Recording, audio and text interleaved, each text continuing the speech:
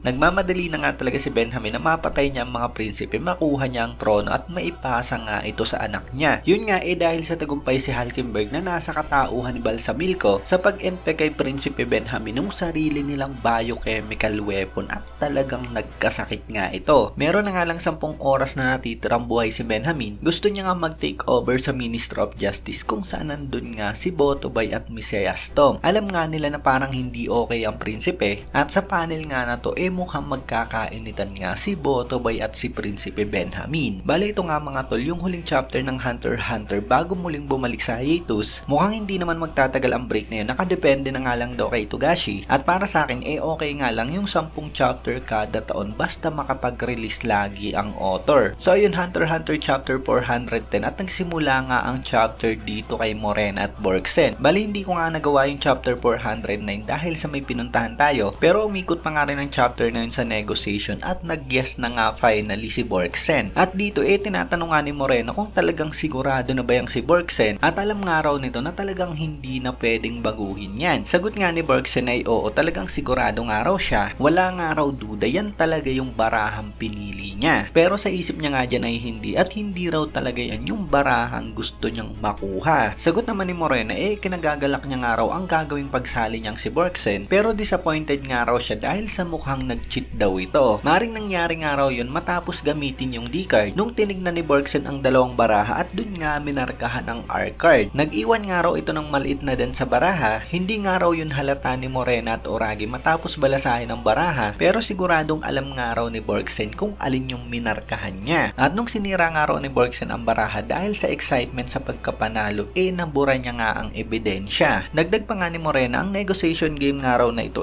parte ng ability niya at pag nag-cheat nga raw yung si Borgsen automatic na mag-activate yung manipulation ability niya at ang matitira nga lang kay Borgsen ang pagpili niya ng yes or no. Kaya ngayon ang yes ba raw na yun talagang sasali na ba raw ito sa kanila? At sagot nga dyan ni Borgsen ay oo, sasali na nga raw talaga siya. At kasunod nga niyan parang may matinding ora kung saan parang nanginig nga si Borgsen at napaluhod at bilang bagong miyembro in-explain nga dyan ni Morena ang pagsali ni Borgsen. Hanggang sa buhay nga raw yung si Borgsen mananatili itong kasali sa kanila. Hindi nga raw nila ito tatargetin pati na nga rin daw yung mga taong malalapit sa kanya. Ang ability nga raw ni Morena tinatawag na Contagion Aid of Love at gumagana nga raw ito na parang game up. Naka-install na nga raw ito directly kay Borgsen at siya nga raw si Morena ang nagmamanage ng play data. Hindi nga lang daw yung level at points ang namomonitor niya kundi pati na nga rin daw yung location, situation at ability stats. At talagang hindi nga raw pwedeng i-uninstall ito. Magpapatuloy nga lang daw ito hanggang sa maklear ni Borgsen ang laro o di kaya naman mawala raw ang admin o kaya naman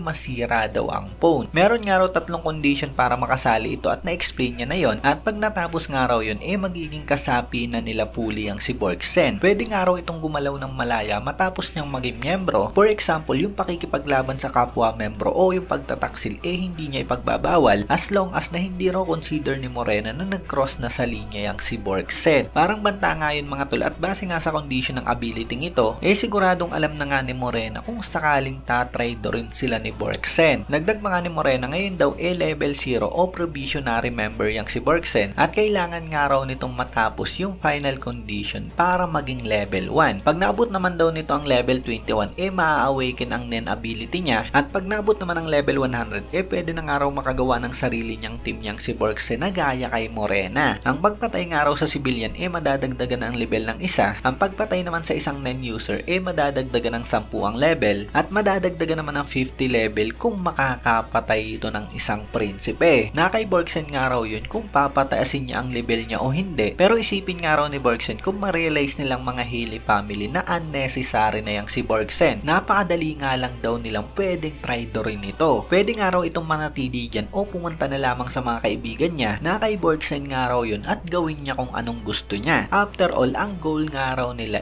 ang pumatay ng mga tao. Mula nga dyan naisip ni Borgsen na talagang may time limit siya. Kung makakita nga raw ang mga ito ng panibagong specialist siguradong yari siya. Naka-install na nga raw sa kanya yung game app at kailangan niyang i-assume na lahat ng makikita at maririnig niya malalaman din ni Morena. Kailangan niya nga raw talagang magkaroon ng kapangyarihan para malabanan ng mga ito. Pero para makuha nga ang ability na yun talagang kailangan niya nga pumatay ng tao. At mula nga dyan sinabi ni Borgsen na gusto niya nga raw bumalik sa mga kakampi niya. Sagot naman ni Morena, wag nga raw nitong kalimutan, nakakampi nga rin daw sila niyang si Borgsen. At sagot nga ng sundalo, i-guide nga raw siya nito, at bago nga raw siya bumalik, may mga gusto siyang malaman tungkol sa mga kakampi niya. So ayun mga tol, tingin ko talagang mapipilitan ngang pumatay ng tao si Borgsen. Ayaw niya nga talagang gawin yun, pero siguradong hindi nga talaga siya makakasurvive sa barkong ito kung wala siyang Nen ability. Hindi nga lang ang Haley family ang kalaban niya, kundi pati na nga rin ang malalakas na mga Nen user dyan sa barko. At bukod dun, nagdeklara na nga ng martial law na siguradong pag-uugatan ng napakatinding kaguluhan dyan sa barko. At speaking of martial law mga tol, cut na nga sa hallway na to kung saan nag-iikot na nga dyan ng mga sundalo. Sa tier 3 nga ito dahil sa pinapaluhod nga dyan ng mga tao at pinapadikit ang kamay sa pader. At kung sino man daw ang gumalaw sa mga yan, babarili na lamang. At mula nga dyan, may tinawagan ng sundalong ito at sinabi niyang secure na ang central area ng tier 3. Pero may lumapit nga sa kanyang isang sundalo at sinabing meron daw S-case. At mula nga dyan, ipinakita ng sundalo ang room 3101. Kung matatandaan nyo, yan nga yung trapdoor ng mga Haley family at meron itong Nen ability. At mapupunta nga ang sino mang pumasok dyan sa base ng Haley family. At mula nga dyan, sinabi ng sundalo sa opisyal nila na 3 sundalo ang pumasok dyan at bigla na lamang nawala. At base nga raw sa mga nakakita, sa pagpasok nga raw ng mga ito sa kwarto, bigla na lamang talagang nawala. At talagang supernatural case daw ito. Sabi naman ng opisyal, maaaring konektado nga raw dyan yung mga nawawala pang sundalo. At sinabi nga rin ng isa na meron nga raw space sa likod ng bathroom sa katabing kwarto. Konektado nga raw ang kwarto na yun sa room 125. Maaaring ito na nga raw ang base ng Haley family at kontakin nga raw agad ang tier 1. At mula nga dyan, may nag-report na nga rito kay Benjamin na mukhang nalaman na nga nila ang base ng Haley family. Meron nga raw Nen ability ang involved. Wala nga raw tao sa kwarto, iniimbestigahan nila ito at maaaring meron pa raw ibang secret hideout ang Haley family. At sa panel nga na to, grabe nga si Benjamin at ang mga sundalo niya, mukhang matitinding baril nga ang mga dala nila. At sabi nga dyan ni Benjamin, hayaan na nga raw ang Haley family sa third squad. Ang top priority nga raw ang masecured ang iba pang mga prinsipe. Hanapin nga raw agad kung nasaan ba si Lusurus at Sangley at pagkatapos nga raw nun mag-focus na sa mabababang prinsipe. Maring tumakas nga raw si Sangley sa tier 2 kung nasaan ang CEO family boss. Maring nag-request nga rin daw si Sangley ng protection sa Ministry of Justice at maring nagpunta na nga raw ito sa mas mababang tier para makasama sa mga mafia. Kaya yung second squad nga raw at ang hunting team i-prioritize na masecure si Sangley. At mula nga dyan sa panel na to mga tol, nalaman natin kung bakit nagdeklara ng martial law yang si Benjamin. Sinabi niya nga dyan na pag nagsimula ang sintomas 10 oras yun bago siya makoma at 2 hours naman daw hanggang sa talagang mamatay siya. Makakagalaw nga raw siya hanggang 9.5 hours at bago nga raw yun talagang kailangan niyang ubusin ang mga natitira pang prinsipe. Kailangan niya nga raw makuha yung right sa succession war. Kung makukuha niya nga raw yun, kahit na mamatay siya pwede niyang ipasa ang trono sa anak niya. Yun nga raw yung crisis of preserving monarchy na nakasaad nga sa Article 1 ng State of Emergency. Kailangan niya nga rin daw i-consider yung oras sa paglilipat sa kanya ng tatay niya ng trono at yung oras din sa paglilipat niya ng trono sa anak niya. Kaya talagang wala nga raw siyang kailangang sayanging oras. Meron nga raw 4 na prinsipe pang natitira. So tingin ko ang ibig niya sabihin meron pang 4 na prinsipe ang hindi nasisecure. Tulad na nga lang ni Lusurus at Sangley na hindi nga nila mahanap. At maaaring kasali nga sa 4 na yun ang 13th prince na si Mariam dahil sa nawala nga ito sa kwarto nila. Maaaring kasali nga rin sa mga nawawalang yun sila Wabul at Kurapika dahil kung hindi ako nagkakamali nung last natin silang nakita kasama nga nila si Sangley. At yun nga rin talaga yung isa sa mga problema kung bakit talagang mahihirapan nga itong si Benjamin para mapagtagumpayan ang plano niya. Napakaikli nga mga tol nung 9.5 hours tapos may nawawala pang mga prinsipe. Kay Port Prince Jaridnik pa nga lang siguradong mahihirapang manalo itong si Benjamin. Kaya asahan na nga natin ang pagkatalong ito ni Benjamin sa succession war. Anyway, nagpunta nga sa Minister of Justice sila Benjamin. Gusto nga nilang mag-take over dyan at gagawin niyang witness ang 3.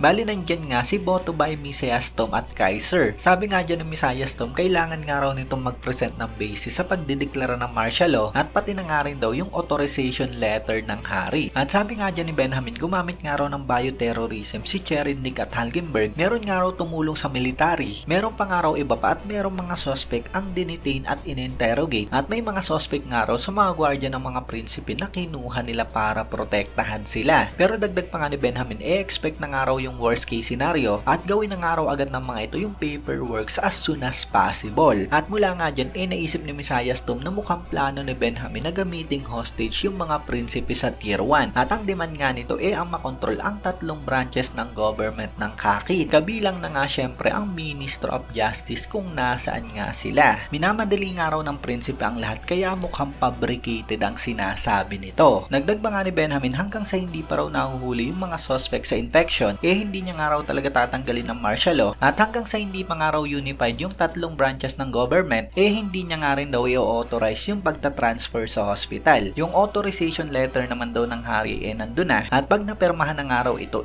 kunin na lamang nila. At kailangan na nga raw nila talagang umakto ng mabilis. At mula nga dyan, lumapit nga si Botobay kay Prinsipe Benjamin. At sabi niya nga dyan, mukhang hindi nga raw mabuti ang lagay nito at kung okay lang ba raw ang prinsipe. Matindi nga dyan ang aura ng dalawa, parang nagkainitan nga sila. Napakalaking tao nga ni Benjamin pero kasing tangkad niya nga yang si Botobay. At sagot nga dyan ni Benjamin, talagang mabuti raw ang kalagayan niya. Habang dito naman naisip nga ni Kaiser na maaaring nagmamadali daw ang prinsipe dahil sa na-infect nga rin daw ito. Maaaring pareho nga raw nung kay Hulkenberg, kung ganun may 24 hours na lamang ito. Hindi ko nga sure kung si Kaiser din ba ang nagsabi nito sa huli, pero sabi niya dyan isang araw pa daw pag natakasan niyang sitwasyon na ito, talagang makikita niya nga raw yung liwanag sa dulo ng tunnel. At meron pa nga raw siyang huling talagang kailangang protektahan. So tingin ko nga talagang magdudulot lang ng kaguluhan ang ginawang ito ni Benjamin. Una siguradong hindi nga nila mapapasunod ang lahat dahil sa maraming ang non-user sa barko. Tulad na lamang ng mga gwardiya ng mga prinsipe, siguradong alam nilang gustong patayin ni Benjamin ang mga prinsipe nila, kaya hindi rin sila basta-basta papayag sigurado sa gagawin ng prinsipe, lalo na nga si Kurapika. Sa bawat tier nga rin ng barko nagkalat ang mga mafia, ang Haley family, ang mga Spider at pati na nga rin si Hisoka. Bukod dun nasabi ni Morena na meron ng mga na-encounter na mga especially si Dogman. Hindi nga lang si Crollo yun kundi marami pang iba. Dito pa nga lang sa Minister of Justice mukhang hindi basta-basta papayag si Botobay na makontrol nga sila ni Benjamin. Kaya hindi nga magiging madali ang lahat sa prinsipe at siguradong hindi niya nga magagawang manalo sa Succession Wars sa loob lamang ng 9 na oras at kalahati. So yun mga tol, ayan ang nakakabuan ng video natin. I-comment nyo na lamang sa baba kung ano ba ang reaction nyo. Kung nagustuhan nyo, huwag nyo sana kalimutan mag-iwan ng like dahil napakalaking tulong na yan para sa ating channel. At yun, maraming